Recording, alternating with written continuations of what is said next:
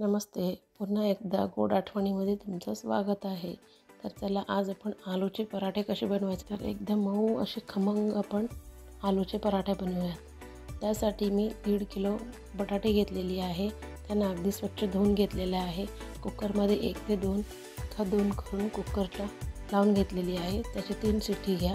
तेव्हापर्यंत आपण कणिक भिजवून घेऊयात. त्याच्यामध्ये मी थोडंसं चवीनुसार मीठ टाकलेली आहे. आता त्या कणिकला अगदी जसं आपल्याला पोळ्याला लागतं त्यानुसार आपण कणिक भिजवून घेऊयात. लक्षात ठेवा, कुकरची शिट्टी फक्त 3च व्हायला पाहिजे. त्यापेक्षा जास्त झाली ना तर तुमचे जे पराठे आहेत ना, अगदी शिट्टी 4ही जरी झाले ना, मग ते बटाटे जास्त शिजले की मग ते पराठे करताना ते असे मधलं सगळं सोडून बाहेर येतं, ते आतली फिलिंग सगळी अशी बाहेर येते. आता चला, हे बघा, ह्या पद्धतीने आपले कणिक भिजवून झालेलं आहे. त्याला थोडंसं तेल लावून आपण रेस्ट करायला ठेवूयात, झाकण ठेवून. त्यानंतर आपण कुकरची शिट्टी काढून बघूयात. ह्या बघा, अशी एक सुरीच्या सहाय्याने तुम्ही चेक करा.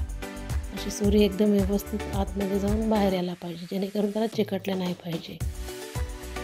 एकदम परफेक्ट कुक झालेले आहेत आपले बटाटे. तर चला, आपण 7 ते 8 लसणाच्या कळ्या आणि 2 इंच आल्याचा तुकडा आणि 1 ते 1.5 चमचा जिरा आणि 10 ते 12 हिरवी मिरची तर वाटण तयार करून घेऊया आपण. असं अगदी व्यवस्थित झालेलं आहे.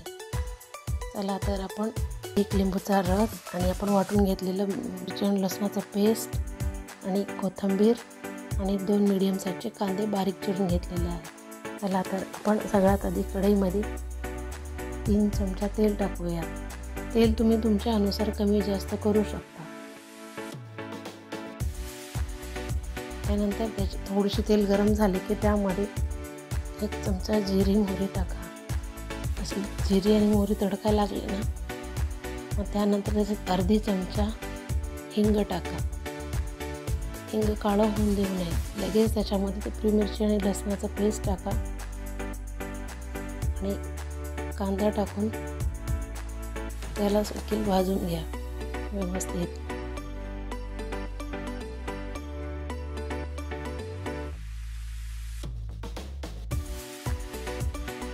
अजिबात खाली करपून देऊ नये. बघा अशी. त्यानंतर त्याच्यामध्ये 1.5 चमचा हळद टाका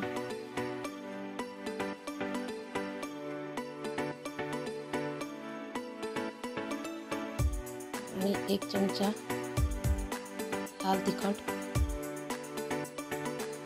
आणि 1 चमचा धनिया पावडर असे टाकून त्याला व्यवस्थित भाजून घ्या मीडियम फ्लेमवर. त्यानंतर मीठ टाका 2 चमचा. मीठ तुम्हाला जसं हवे कमी तुमच्या चवीनुसार जास्त कमी करू शकता. तर 1 चमचा कापून मी रस काढून ठेवलेले ते रस त्याच्यामध्ये घालते आणि त्यानंतर त्याच्यामध्ये जे आपण उकळून ठेवलेले बटाटे ते साल काढून मी व्यवस्थित कुस्करून ठेवलेलं आहे ते देखील मी त्याच्यामध्ये हळूहळू सगळं एकत्र घालून एकदम व्यवस्थित मिक्स करून घ्या. फ्लेम मात्र गॅसचं स्लोच ठेवा. त्यानंतर मी त्याच्यामध्ये कोथिंबीर टाकते थोडीशी. परत एकदा अशा पद्धतीने व्यवस्थित हलवून घ्या.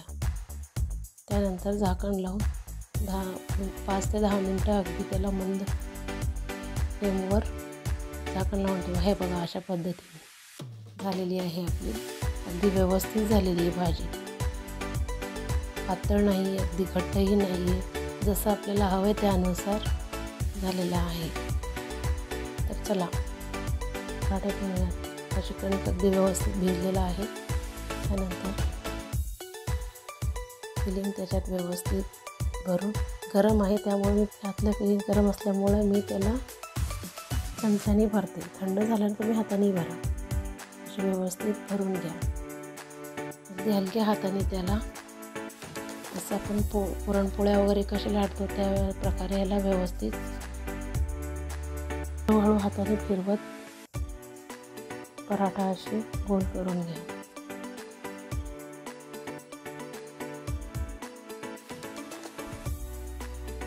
असे हळूहळू गोल करा. आपला तवा गरम झालेला आहे, त्यावर टाकून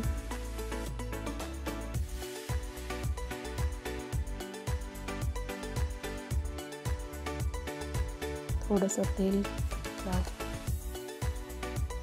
हलक्या हाताने खसखस करू नका, व्यवस्थित करा. हे बघा व्यवस्थित आपला पराठा झालेला आहे, लुसलुसीत एकदम अशी गरम मस्त.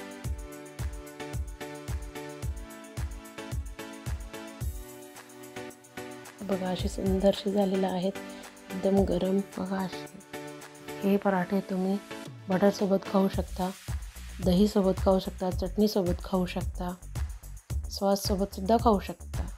माझा हा व्हिडिओ तुम्हाला कसं वाटला नक्की कळवा. तुम्ही देखील असे पराठे करून बघा आणि तुम्हाला नक्कीच आवडेल.